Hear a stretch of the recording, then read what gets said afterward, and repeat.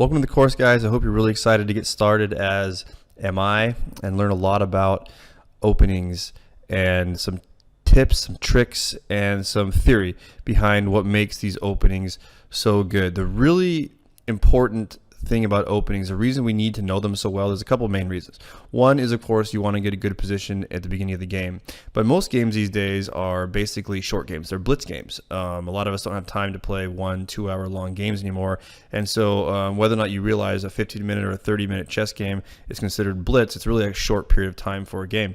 And if you know the openings in and out, you know lots of different positions, you know lots of responses to whatever it is your opponent decides to play in the opening, you get a huge advantage because you don't have to think very long to play some of the best moves, some of the moves that the computer or the grandmasters of the world have found to be the strongest moves. And if you know a lot of those moves, basically your knowledge of the game, your preparation of openings is what gives you a big advantage over your opponents. I've won countless games because I know lots and lots of openings and different key moves in those positions that even if you don't win a piece or get up material, you get a really good position and you know what you're trying to achieve. So most of the time, people will start with either e4, or d4, the pawn moving to d4. In this course, we're going to learn openings for both sides. Of course, it's important to know how to reply to anything that your opponent plays. But most of the time, it's e4 and d4. So we're going to look at a lot of those openings. The most common reply, d5.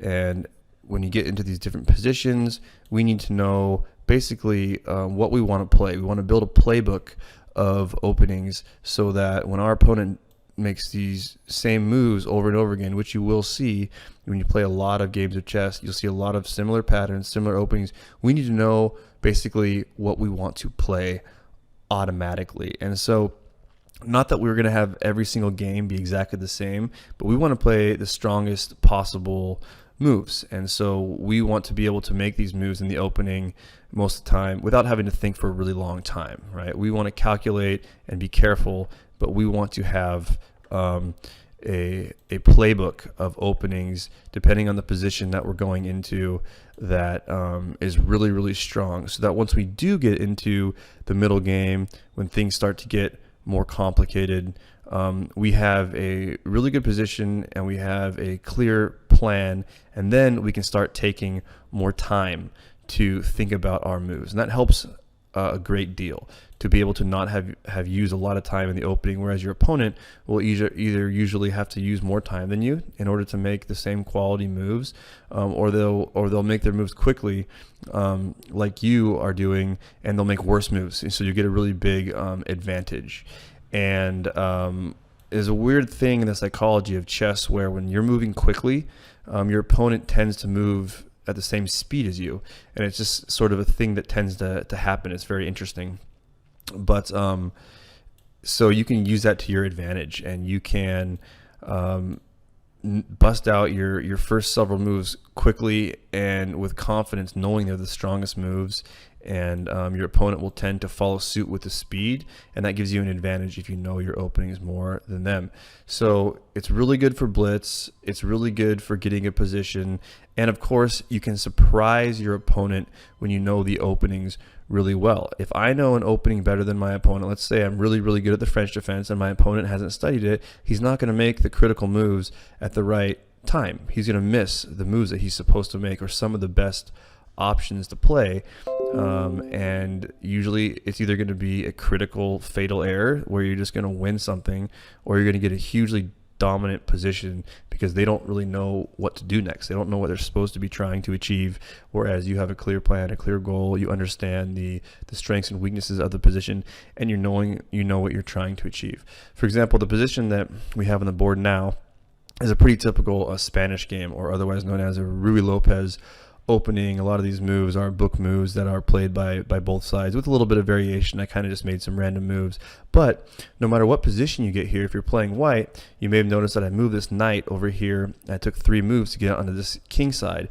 This is a typical knight maneuver in the Spanish game where you take several moves, which seems to go against the principles of the opening, right? Usually we don't want to move one piece multiple times in the opening, but if you know your theory and you know that in the Spanish game, otherwise known as the Ruy Lopez, because getting your knight over into this kingside position is the strongest place for it to be, because later on we can make leaps to attack on the king side here in conjunction with these bishops, which you'll notice are aiming at the king side. All of our pieces are directed towards the king, and depending on what our opponent does, we can usually get our queen out over here and make a pretty dangerous attack against the black king if we make good moves and we play it right.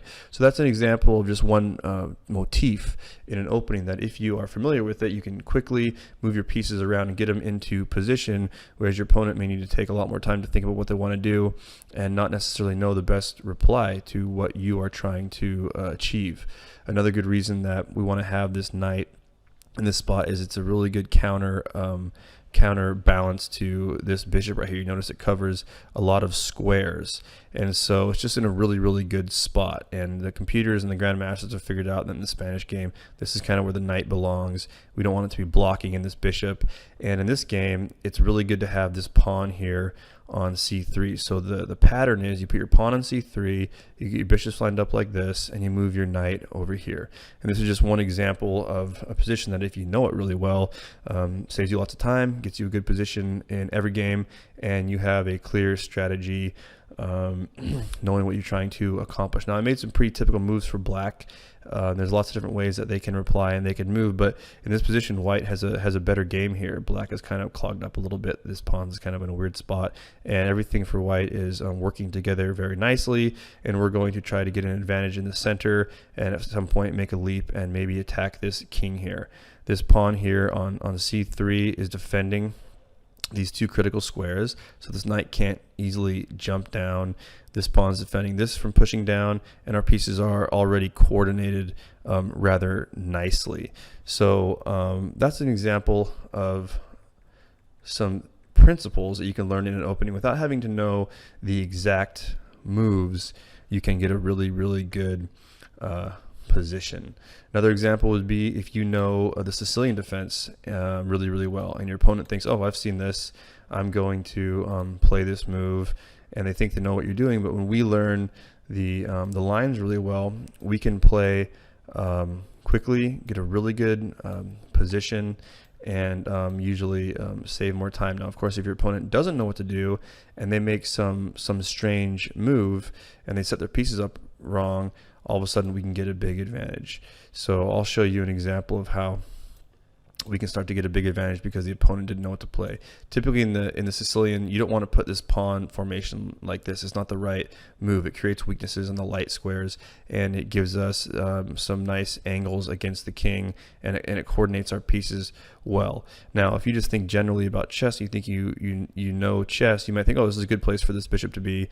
We're fianchettoing it, as that's called, and we're taking the long diagonal. But in this particular position, in the Sicilian defense, as black, it's going to create a weakness when you haven't castled yet, and it's going to allow pressure to be put on you. Now, whether or not that's obvious at first is kind of the point. The point is that we want to have preparation so that we know the positions before we make the moves. We know this is kind of a weak move, and we can set up things in order to get a better position than our opponent without having to think all that much. That's kind of the whole point. We do our preparation and we set up our position here. So this is something we're going to learn later in the course. This is just a quick example.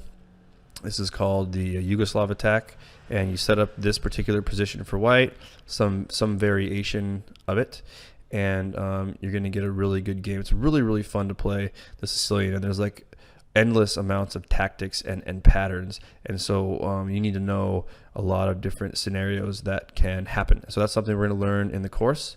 That's called the Sicilian defense, and the Sicilian defense is one of the defenses where it's been played for many years, and it's really popular for both sides, and so there's lots of theory behind it. And so basically, the more you know about each opening, the bigger advantage you're going to have over your opponent. It makes chess more fun.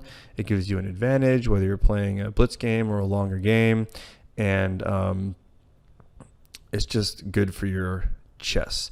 Now, obviously, in openings, there are also a lot of fundamental chess principles that you have to know as well. So I have found that studying openings can perhaps do more to improve your chess than almost any other area of the game. Studying endgames and middle games is also very important, but through the opening, you can really get a feel for the game of chess, especially if you're a beginner or intermediate player who's looking to improve. I think that you can improve the most by improving your opening repertoire and having a good 3 or 4 openings that you know really, really well, that no matter what your opponent does, you know what to do in response as a reaction. So whether you're playing white or black, and whether your opponent opens with e4 or d4, you have a game plan and you don't hesitate to implement it. So that's what this course is going to be all about. We're going to learn a game plan for more openings, and then we learned in the first course new openings, new positions, and try to give you more of a well-rounded game so that you're not going to ever be surprised by your opponent. You're going to be the one that is more prepared.